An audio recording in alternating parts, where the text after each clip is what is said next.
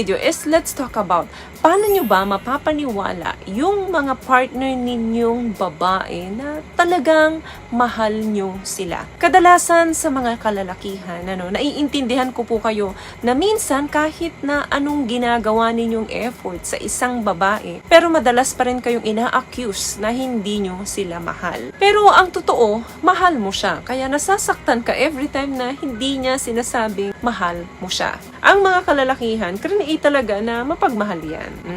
Yun nga lang, nagmamahal sila naturally, naaayon dun sa alam lang nila. Kaya nga binili ng Panginoon yan, di ba? Sa mga husband na love your wife. Nature kasi sa mga kalalakihan na magbigay talaga ng pagmamahal. Kaya lang minsan, may mga oras na nagfi-fail sila na ipakita yung pagmamahal nila doon sa babae. Okay, number 1, para maiparamdam nyo na mahal nyo itong partner ninyo, itong mga misis ninyo. Presence. Magpakita ka in times of need, in times of pain. Willing na makinig sa mga hinaing niya kahit na hindi ka magsalita. Even joy and happiness dapat nasa tabi ka rin niya. Kasi kapag kulang sa presence mo ang babae, iisipin talaga niyan lack of care and love ka sa kanya. Just be available all the time. Number 2, publicity. Alam niyo ba, mga kababaihan, gustong-gusto niyan na pinagsisigawan sila sa buong mundo. Sa inyong mga pamilya, sa trabaho man yan. Kasi pakiramdam namin ay proud na proud kayo sa amin at mahal niyo talaga kami. Gawin mo siyang screensaver ng phone mo. Gawin mo siyang profile picture ng mga social media accounts mo. Kasi mas nararamdaman ng mga kababaihan na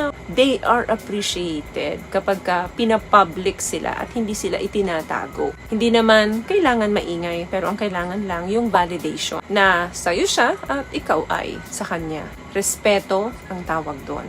Another thing, partnership. Gusto rin ng mga kababaihan at nararamdaman nila na validated sila, mahal sila, and appreciated sila ng lalaking ito kapag kayo po ay nagbibigay ng task or humingi ng favor sa kanila. Kahit na alam mo kung paano gawin ito, kung paano solusyonan ito, tanungin mo siya at hingian mo siya ng suggestion. Allow her to do something for you. Hayaan mo din siya na minsan siya yung magdesisyon para sa'yo. That way kasi, naipaparamdam mo sa kanya yung power niya sa buhay mo. At naipaparamdam mo sa kanya na kailangan mo siya sa buhay mo. What I love about this product, itong No More Dark Secret ng K-Skin, bukod sa may advanced whitening na siya na kung saan pwede niyang matulungan na pumuti yung mga singit-singit mo, moisturizing, meron siyang anti-irritation, antibacterial, maintain healthy pH level. Hindi lang pambabae, meron din po tayong pang-lalaki. Another thing, ito, importante ito,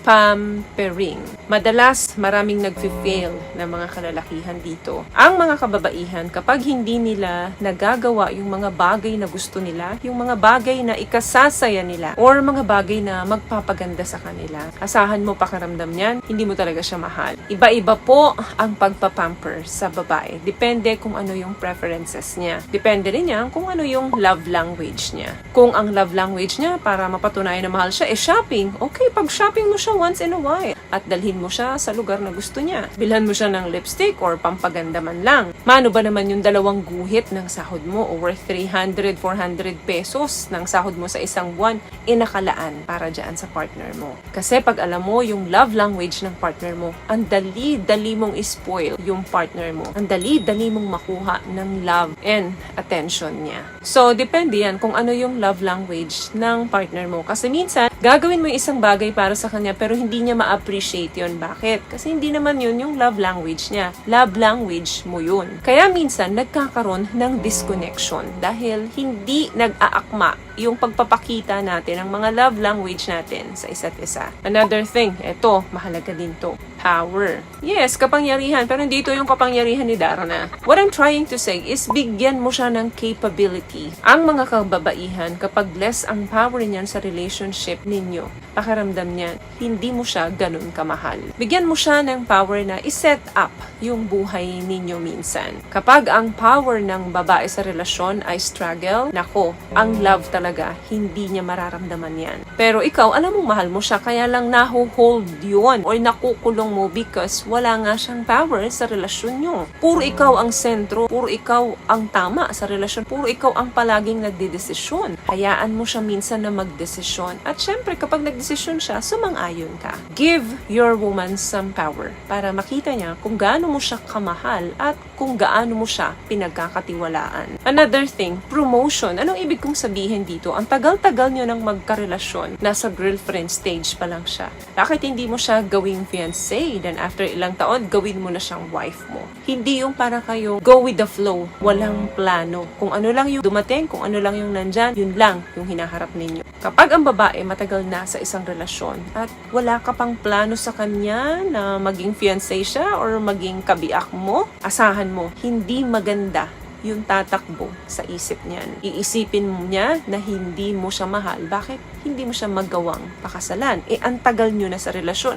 Ilang taon na kayo sa relasyon? Maniwala ka't sa hindi. Pag ang babae tumagal na sa relasyon, 5 taon, 6, 7, 8, nako, nag-iisip na yan. Kailangan ikaw bilang lalaki, magplano ka na. Kung talagang mahal mo siya, ayain mo nang magpakasal yan. Kasi kapag hindi, tapos matagal na kayo sa relasyon, pakaramdam niya, hindi pa rin buo yung commitment mo towards her. Last one, prayers. Kailangan kapag nananalangin ka, hindi lang puro pang sarili mo. Kailangan isama mo rin siya. Or manalangin kayo pareho. Magkasabay kayo. Gawin yung sentro ang Diyos ng relasyon nyo. Asahan mo kapag ganyan, lahat ng mga obstacles na pagdadaan ninyo, madalas malalagpasan nyo. Hindi lang dapat puro physical yung ginugrow natin sa relationship. Dapat spiritually.